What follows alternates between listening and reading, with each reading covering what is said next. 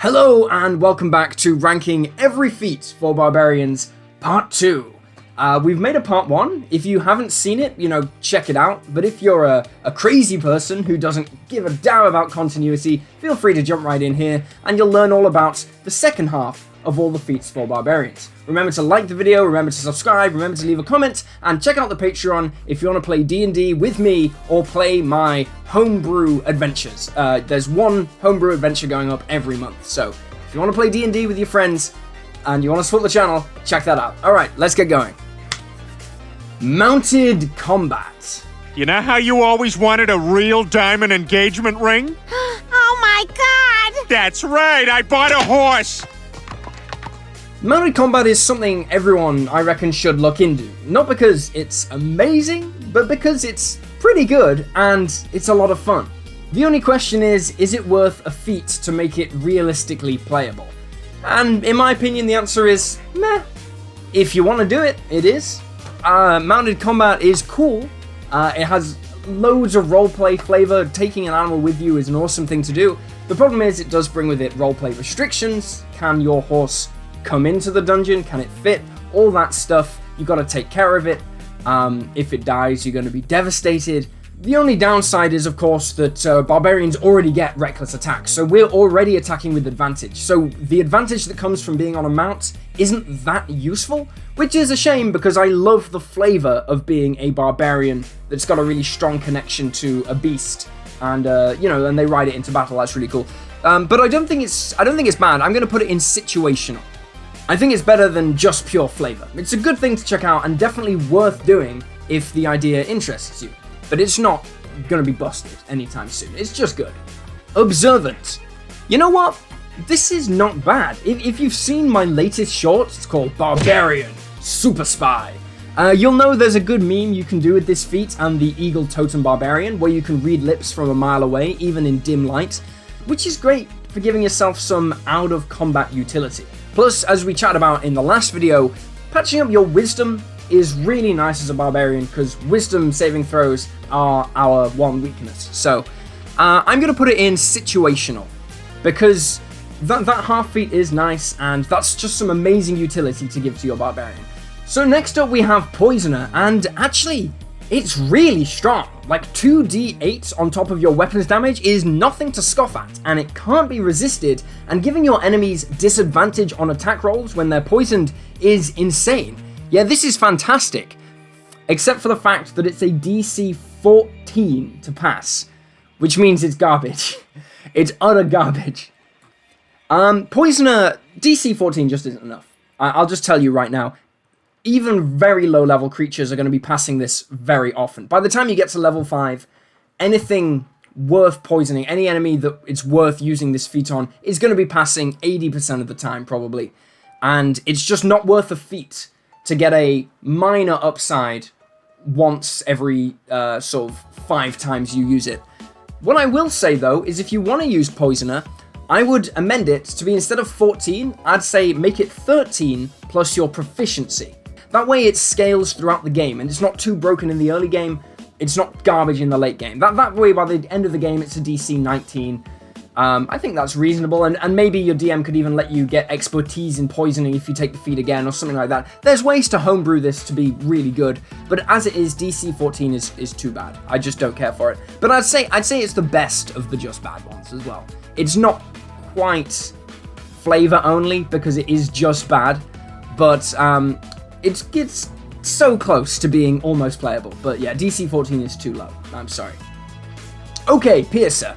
I'm going to talk about this for a while because these next two feats kind of go in together. But Piercer is actually pretty good. It's a half feat for a start, which is always nice. Re-rolling low damage is also really nice, and it synergizes great with the Barbarian's brutal critical, especially if you are a half-orc as well. It just means when you crit something, you kill it. It doesn't matter what it is. You're just dealing insane damage. The best weapon for this is probably the pike, which is a D10 weapon, and just based on all of that, I think this feat would go in the top of situational, because it's something a bit different and it's good. Now, it could be busted with a tiny bit of homebrew adjustments, And I'll get to that in a second because it relates to the next feat, Polearm Master. But basically, if your DM lets you use a pike with Polearm Master, or lets you attack with a glaive with piercing damage instead of slashing damage, this feat goes up to the top of really good.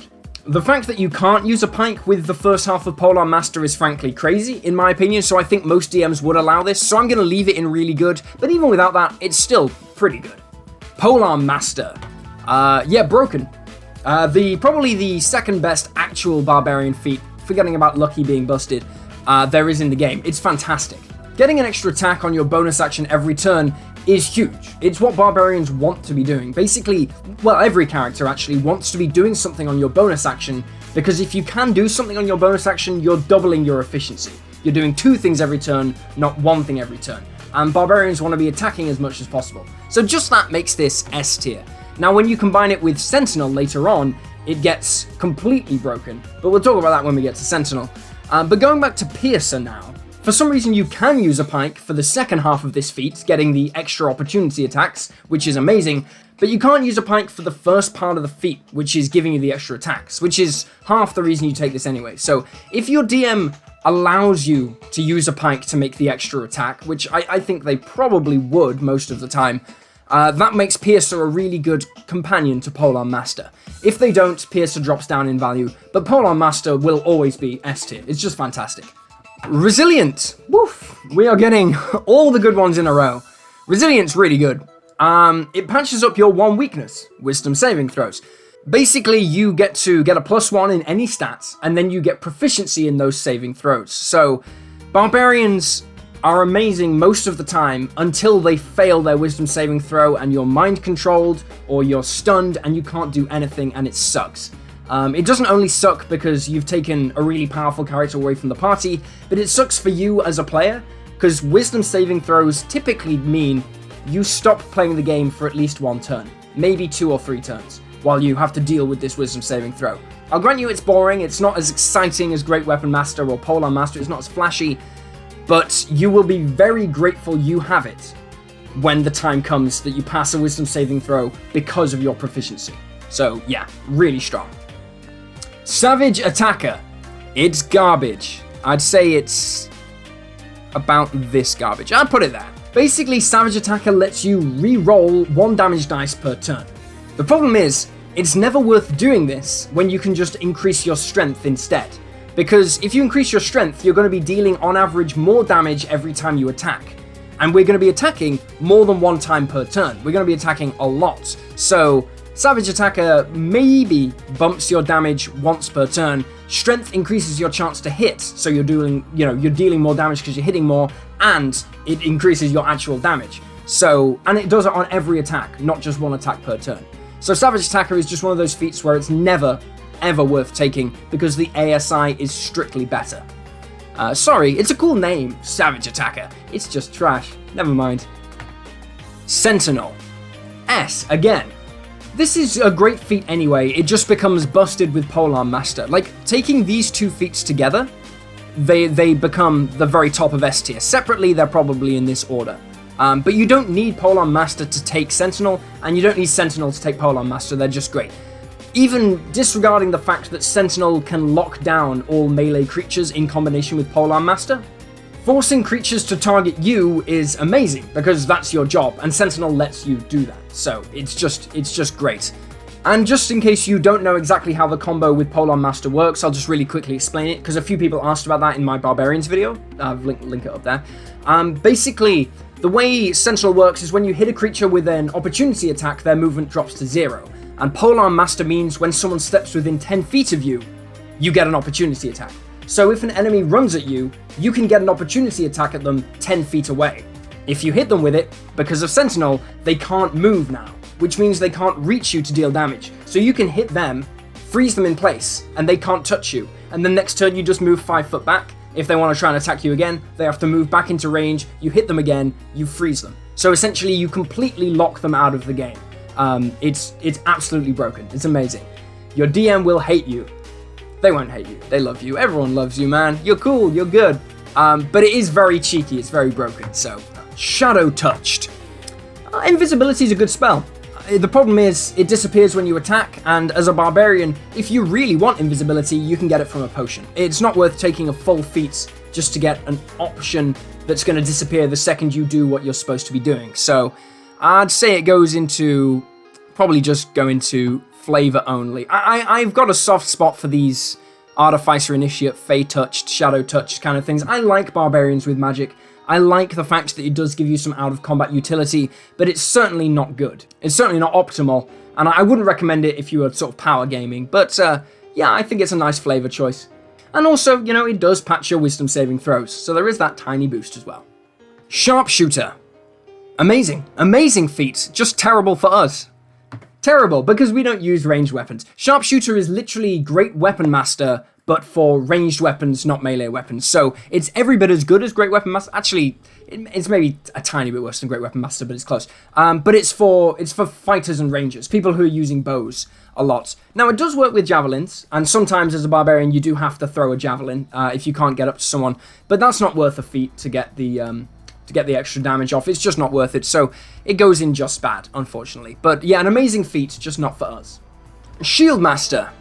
It's one of those feats where it's just not right for barbarians, in my opinion. I'm not a big fan of the dex-based barbarian, which is the type of barbarian where you're going to be wearing a shield. That having said, getting to shove as a bonus action is really good. It kind of comes back to what we were talking about in Polearm Master, where you want to be doing something with your bonus actions. The other problem with Shield Master, though, is the other benefits don't really matter. Barbarians already get advantage on dex saving throws, so, you know, it doesn't add anything. And the taking half damage, again, we should already be taking half damage from most effects, especially if you're a bare totem barbarian. So it's just one of those good feats that's just not right for most barbarians. Although if you are playing a dex-based barbarian because you want to, that's awesome. It goes in situational. Because if you are playing a dex-based barbarian with a shield and a finesse weapon and you're not really worrying about the strength side of stuff, this is a really good feat because, you know, shoving people is good. And, you know, the dex saves are good. So there you go. Skill Expert. If you want proficiencies, just take a dip into Rogue. It's so much better than taking this feat. But Expertise is really nice. So if you really have a build, I'll put it right at the top of flavor only, because if you have a build where it's really important to your roleplay that you're amazing at intimidation or something, then this is the feat to take, because it'll give you expertise in that feat, which is just wonderful. So it's a wonderful, flavorful option. If you want the sort of proficiencies that it's offering, if you want more proficiencies, I would recommend just dipping into Rogue instead and getting a load of other benefits as well. So, but yeah, top of flavor only. For any class who wants flavor, if you want to be really good at something, Skill Expert's a great one to take. Skilled. It's just Skill Expert, but slightly worse. This one, even more than Skill Expert, just take Rogue. I'm actually going to put this one in just bad, because Skill Expert at least gives you expertise in something. Skilled, just take Rogue. You know, done. Dip into Rogue and then use your feats for something more relevant to you. Slasher. Okay, so it's a half feat, which is nice, and reducing creatures' speed when you hit them is pretty good. It's not great, but it's fine. And finally, you grant the creature disadvantage on all attack rolls when you crit, which is really good. But as we've mentioned before, these crit-based feats, they're only really doing that 5% of the time. So do bear that in mind. Every time you roll damage, you've got a 5% chance of critting, so it's not going to come up too often. I'm going to put in situationally good, because it is a half feat, and it's actually, yeah, it's about as good as Charger, I'd say. Crusher is the best of these three feats. The Crusher, Slasher, and Charger, they came out at the same time. But if you like the idea, I do like the slowing people down. It's just I don't know how often it comes up really in games. So, it's fine. Tavern Brawler. People love this feat so much, and I think it's just because it's such a flavorful idea. Basically, it gives you a +1 in Strength or Con, so it's a half feat. And then it gives you proficiency with improvised weapons. So you pick up a bar bottle and or you pick up a chair, you know, stuff like that. It's great fun for that. And the other thing is you get to grapple as a bonus action. So if you're making a grappling build, this feat is really good. If you're doing anything else, it's okay. I don't know personally, again, I've said this a few times, I just don't know how often it's going to come up that you're going to be attacking with, you know, whatever, a desk fan instead of a sword. It's cool that you can, and that it's going to do a bit of damage, but it's just not that often it comes up. So I'd put it in situational, but high situational, because it is a wonderfully flavorful feat. It often plays right into a lot of characters' backgrounds, and grappling is a bonus action. If you're making a grappling build, you can't ask for anything more. So in that build, it's really good. In any other build, it's fine. Telekinetic. So I actually quite like Telekinetic, just because the actual telekinesis part of the feat isn't actually a spell. It's just an ability you get to push someone as part of a bonus action, which means you can do it while you're raging. The problem is, shoving someone 5 feet isn't that impactful, really, but it's cool that you can do it, and having Mage Hand for out-of-combat shenanigans is a really handy spell to have. So I'm going to put it actually at the very bottom of situational, just because I think it's just slightly better for Barbarians than the Artificer, the Fey Touched, and the Shadow Touch. Just because there's a lot you can do with Telekinesis, there's a lot you can do with Mage Hand, and the fact that you can actually use it in combat, and it doesn't even take an action, it's a bonus action. So we return to that, using your bonus actions is really good. Yeah, it gets a big old thumbs up. It's situationally good, but if you're going for a way to have sort of spell casting, this is probably as good as you're going to get as a Barbarian. Sorry, I just want to add on to this as well. The downside of the Telekinetic feat is that you have to use either Wisdom, Intelligence, or Charisma to cast the Telekinesis part. If you talk to your DM, they might let you use your Strength as sort of, even though you're using like a mental form of your Strength, if they let you use your Strength to try and shove someone with your mind, this feat gets a lot better as well. The big downside is it's probably not going to be that good, because usually Barbarians' best stats are Strength, then Con, then Dex. So you'll be casting the Telekinesis part off your weakest 3 stats. If you can swap it round so you can cast it off your Strength, which I think is acceptable, because the feat isn't that strong, this gets a lot better even then. So bear that in mind and talk to your DM about that, because I think that'd be really cool. Telepathic. Speaking telepathically is actually really useful in D&D, comes up a lot, especially if you're ever captured or you're in a tense situation where you can kind of flip back ideas without alerting your enemy to what's going on. And the Detect Thoughts spell actually is really nice with something that Barbarians do a lot, which is intimidation. So if you can intimidate someone and also back it up with Detect Thoughts, you're in a great position for roleplay to get a lot out of a prisoner. With that said, it is still extremely situational. It is by no means a power gamer move. It's by no means great for Barbarians, but you know, it comes up, so I think for a lower power game setting where you can kind of enjoy yourself a bit more and you're not worrying about being TPK'd every other game, yeah, well worth considering to bump up your roleplay opportunities. Tough. Tough is never a bad feat. The question is it better than taking a +2 in Constitution as your ability score increase? Having a higher Constitution will give you a +2 in your saving throws, which is good for a Barbarian. It's not as important for spellcasters because we're not concentrating on things, but it's still good. Whereas having Tough will give you more hit points, which will make you tankier. All in all, for Barbarians, I would say Tough is slightly better than taking a +2 in Con, unless you're going all the way to level 20. So yeah, basically Tough is really good, except for if you're going all the way to level 20, because the Capstone ability pushes your Con up to 24, which is, you know, going to be way better than Tough could ever be. So, but what games really go to level 20? I mean, come on. So yeah, Tough's good. Not great, just good, and probably for Barbarians, slightly better than a +2 in Con, but it's close. Weapon Master. This isn't great Weapon Master, this is Weapon Master and it's bad. It gives you proficiency in 4 weapons, it's just not very good. You've got proficiency in everything you need as a Barbarian when it comes to combat, so you can just ignore this one.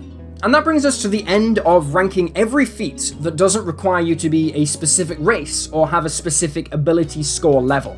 So that's every feat that a Barbarian, any Barbarian, could take. Now, I'm not doing all the racial feats because, for a start, most of them won't be relevant to your character because they only apply to one race, and also most of them are pretty bad for Barbarians, sadly. For other classes, I might do them because there's a lot of options. For Barbarians, they're mostly bad. But with that in mind, I did sort of highlight 4 particularly interesting ones that come up a lot that I just wanted to talk about for Barbarians. So, the first of these is Defensive Duelist. Basically, it lets you add your proficiency bonus to your AC if you're wielding a finesse weapon. Now, if you saw my Tricks for Barbarians video, you'll know I don't rate AC heavy Barbarians very highly, but I will say if you do multiclass into Rogue, this becomes really good. If you want to be a Barbarian/Rogue, that carries a shield, attacks with a finesse weapon, and has defensive duelist, you will be a very strong and very unique class. Like, if you've played a Barbarian before and you want to do it again, but differently, I really recommend that combination of stuff going on, because that's really cool, and defensive duelist is great for that. It is essentially the epitome of a situational feat, but it's a good one. It's a good situation to be in if you're using this feat, but it's not good for most Barbarians, so don't take it unless you're specifically wielding a finesse weapon, carrying a shield, bumping your dex as high as you can, and probably dipping into rogue. If you're doing all those things, hell yeah. Dwarven Fortitude. This one's here because a lot of people play Dwarf Barbarians. It's one of the best races to be a Barbarian in. In theory, this looks quite good. Being able to heal as part of the dodge action is nice for a lot of characters. The problem is, not for Barbarians. You never want to be dodging as a Barbarian. You want to be just attacking all the time. So using an action to dodge is catastrophically inefficient for what you're supposed to be doing. You just want to attack endlessly. If you want healing, you can rely on your other party members. That's their job. They can heal you while you tank damage and chop away. So I'm going to say this one is just bad.